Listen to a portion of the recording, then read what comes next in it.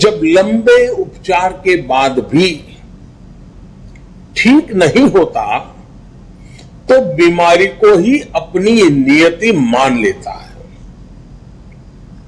वो बीमारी से बनी उन परिस्थितियों को स्वीकार कर लेता है, उसमें जीना सीख लेता है। वो सोचता है कि किसी भी तरह चलो भाई दिन कट जाए। व्यक्ति के जीवन में ऐसा होता है ना, कभी कभी राष्ट्र के जीवन में भी ऐसा होता है। हमारे देश में भी एक लंबा कालखंड ऐसा रहा जब लोगों की सोच मजबूरन ऐसी हो गई थी कि बस और कोई सहारा नहीं है, अब तो इसी में गुजारा करना है, बस किसी तरह बस समय निकल जाए, जिंदगी गुजर जाए। ना सरकारों से उनको कोई अपेक्षा बची थी और नहीं सरकार भी उनके प्रति कोई अपनी जवाबदेही है वो समझने की स्थिति में थी। साथियों, देश की जनता ने 2014 में एक नया इतिहास लिखने का फैसला कर लिया। फैसला जनता का था।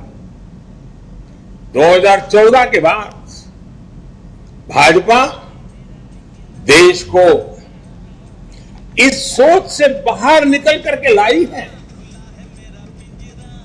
आज निराशा नहीं, आशा और अपेक्षा का युग। साथियों, आज भारत के लोग एस्पिरेशन से भरे हुए हैं। आज हिंदुस्तान का हर नागरिक नतीजे चाहता है, सरकारों का काम करते हुए देखना चाहता है। वो अपनी आंखों के सामने परिणाम प्राप्त करना चाहता है, परिणाम देखना चाहता है। राजनीतिक नफा नुकसान से अलग मैं इसे जनमानस में आया बहुत बड़ा पॉजिटिव चेंज मानता हूं।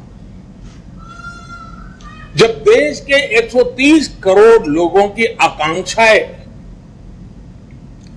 इस प्रकार से जग जाती है तो निश्चित रूप से सरकारों की जवाबदेही भी बढ़ती है। उनके लिए काम करना अनिवार्य हो जाता है। सार्वजनिक जीवन के हर व्यक्ति के लिए ये जन जागृति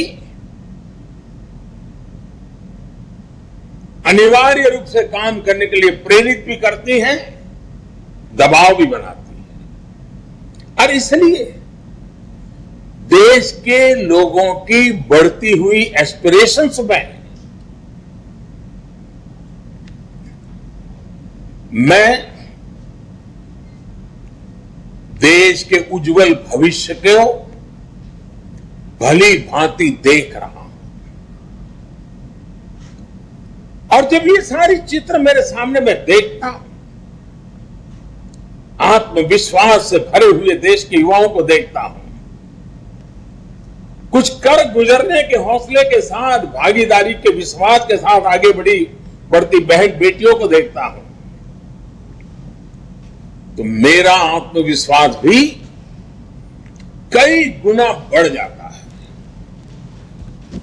साथियों, जब अपेक्षाएं बढ़ती हैं तो अपेक्षित परिणाम लाने के लिए परिश्रम की पराकाष्ठा करने का जज्बा भी बढ़ता है। यही जज्बा देश को आजादी के इस अमृत काल में नई ऊंचाई पर ले जाएगा। साथियों, आजादी के इस अमृत काल में देश जिन बड़े लक्ष्यों पर काम कर रहा है तब हमें कुछ बातें और भी याद रखनी जरूरी है। भाजपा का कार्यकर्ता होने के नाते हमें चैन से बैठने का कोई हक नहीं है,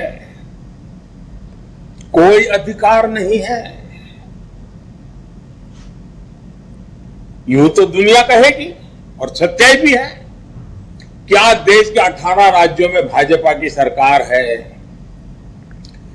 1300 से अधिक विधायक हो, 400 से अधिक सांसद हो, राज्यसभा में भी वर्षों के बाद कोई दल 100 के आंकड़े को छूने जा रहा है, वो नसीब भी भाजपा को मिला है। यानी ये सारी सफलताओं को जब सामने देखते हैं तो स्वाभाविक मन करेगा यार बहुत हो गया, लेकिन साथियों हमें सत्ता भोग ही करना होता तो भारत जैसे विशाल देश में कोई भी सोच सकता है कि अरे भाई इतना सारा मिल गया, इतना सारा प्राप्त कर लिया, अरे अब तो बैठो आराम करो, चलो यार। जी नहीं, वो रास्ता हमारे लिए नहीं है, वो रास्ता हमें मंजूर नहीं है। और जिन्होंने हमारे देश के लिए, हमारी पार्टी के लिए जीवन खपाया है, उन्होंने हमें आराम करने की इजाजत नहीं दी है, और इसलिए आराम तो नहीं करना है। साथियों, इतना सब विजय पताका पे फहर रही है तो भी आज भी हम अधीर हैं, आज भी हम बेचैन हैं, आज भी हम आतुर हैं, क्योंकि हमारा मूल लक्ष्य भारत को उस ऊंचाई पर पहुंचाना है जिसका सपना देश की आजादी के लिए मन मिटने वालों ने देखा था। जिन सपनों को लेकर के देश के वीर फांसी के फंदे को गले में लगा करके मातृभूमि के लिए आहूत हो गए थे। हमें अपने स्वतंत्रता सेनानियों का रंग कभी चुका नहीं सकते दोस्तों, लेकिन दिन रात मेहनत कर सकते हैं, खुद को देश के लिए खपा सकते हैं। और मुझे खुशी है कि भाजपा का प्रत्येक कार्यकर्ता आज इन भावनाओं से प्रेरित होकर के